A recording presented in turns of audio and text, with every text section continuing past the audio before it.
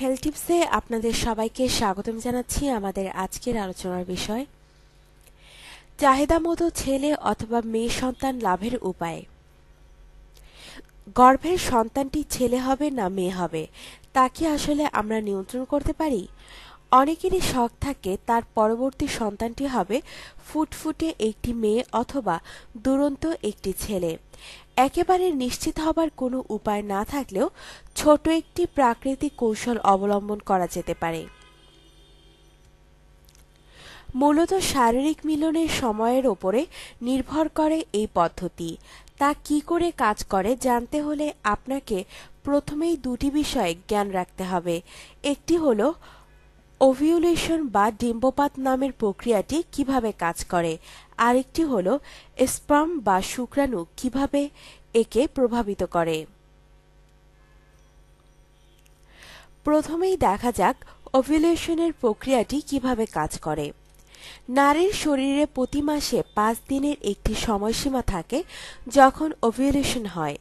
ডিম্বপাতের 3 দিন আগে থেকে শুরু করে 1 দিন পর পর্যন্ত হল গর্ভধারণের জন্য সবচাইতে উপযুক্ত সময়, কারণ ডিম্ব কার্যকরী থাকে মাত্র 24 ঘন্টা, কিন্তু শুক্রাণু নারীর শরীরে 5 দিন পর্যন্ত কার্যকরী থাকতে পারে। এই সময়ের মাঝে গর্ভধারণ করা যাবে তা জানা গেল।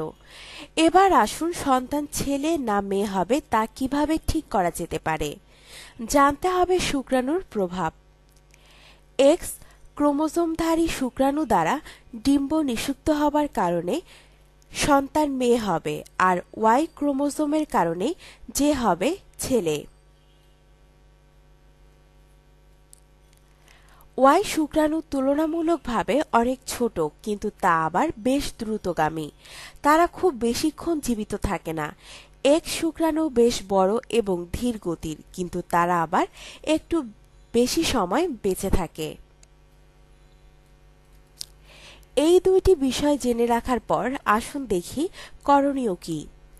ছেলে সন্তান চাইলে ওয়াই শুক্রাণু যাতে খুব দ্রুত ডিম্বের কাছাকাছি যেতে পারে সে ব্যবস্থা গ্রহণ করতে হবে। এর জন্য নারীর যেদিন ডিম্বপাত হয়েছে সেদিনেই মিলিত হওয়াটা জরুরি, নয়তো শুক্রাণুটি আর কার্যকরী থাকবে না।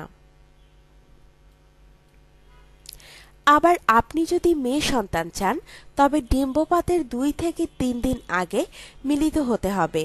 ডিম্বপাত হবার আগেই সব ওয়াই শুক্রাণু মারা যাবে, ফলে সন্তান ছেলে হবার সম্ভাবনা কম থাকবে।